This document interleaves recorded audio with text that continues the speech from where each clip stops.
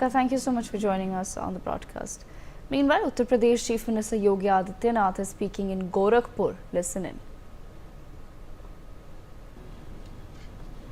आज हम लोग निराश्रित जो लोग हैं या फिर पटरी व्यवसायी जो पटरियों पे दूर दराज के गांवों से आए, होटल में या फिर किराए से कोई भवन में रहने की स्थिति में नहीं होते हैं, ऐसे लोगों के लिए डबल इंजन सरकार ने स्थानीय निकायों में रेन बसेरा बनाए हैं, विश्रामालय बनाए हैं। महानगर के अंदर ऐसे विभिन्न स्थानों में आज हमें निरीक्षण करने, जो नए बने हैं उनका उद्घाटन करने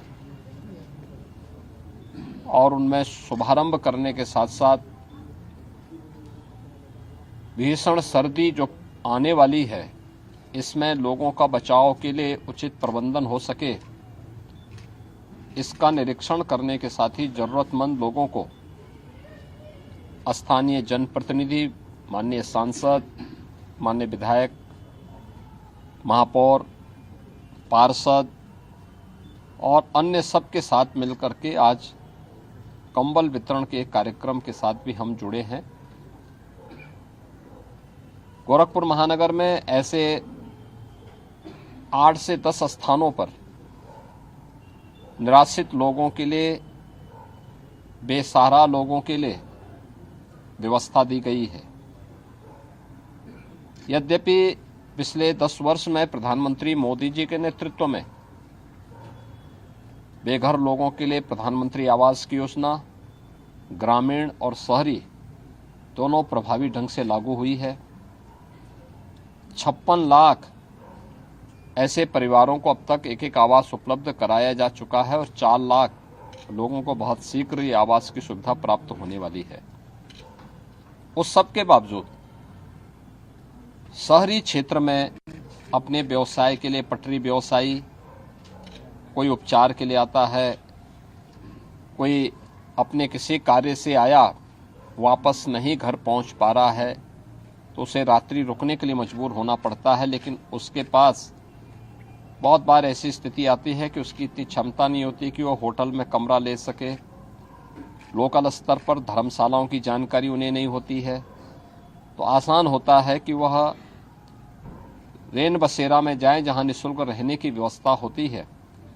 तो ये गोरखपुर सिटी के अंदर, अन्य तमाम शहरों के अंदर इस प्रकार की सुविधा उपलब्ध कराई जा रही है। आज उसी का निरीक्षण करने के लिए हम लोग निकले थे और इसी बहाने वहां पर ये सुविधा दी जा रही है। दूसरा, हम लोगों ने राज्य सरकार की तरफ से भी पहले चरण में 4 लाख ऐसे लोगों को जो जरूरतमंद हैं, बेघर हैं या निराश्रित हैं, उनको उत्तर प्रदेश के अंदर ही बने हुए वे कंबल जो हमारे यहाँ पर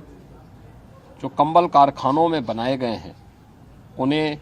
वितरण करने की एक व्यवस्था भी दी है। इसके लिए हर जनपद को पर्याप्त धनराशि उपलब्ध कराई गई है और जनपदों से इस बात के लिए कहा गया कि वह स्थानीय जनप्रतिनिधियों के माध्यम से जरूरतमंद लोगों की सूची बना करके उन्हें ये उपलब्ध कराएं। ठंड से कोई व्यक्ति दम न तोड़े, ठिठुरने की स्थिति उसकी नौबत ना आने पाए, इसके लिए चाहे वह बेसिक शिक्षा परिषद में बच्चों के लिए स्वेटर की व्यवस्था के लिए धनराशि उनके अभिभावकों के खाते में उपलब्ध कराने का कार्य हो, चाहे जरूरतमंद परिवारों को कंबल उपलब्ध कराने का हो, या फिर आने वाले समय में शीतलहरी प्रारंभ होने के साथ ही सार्वजनिक स्थानों पर अलाव की व्यवस्था के लिए और निराश्रित न केवल नागरिकों के लिए बल्कि बेघरों के लिए बल्कि अन्य जीव जंतुओं के लिए भी ये व्यवस्था प्रभावी ढंग से आगे बढ़ाने के लिए एक शुरुआत है और इसीलिए मैंने आज यहाँ पे इस चीज़ों का निरीक्षण किया है। मुझे अच्छा लगा कि प्रशासन पहले से ही इसके बारे में जो आप सरकार से प्राप्त निर्देश हैं उनका प्रभावी ढंग से उन्होंने लोकल स्तर पर जनप्रतिनिधियों के साथ मिलकर के प्रभावी क्रियान्वयन किया है और मुझे विश्वास है कि भीषण शीतलहरी में हम हर बेघर को, जरूरतमंद को भीषण शीतलहरी में बचाने में सफल होंगे।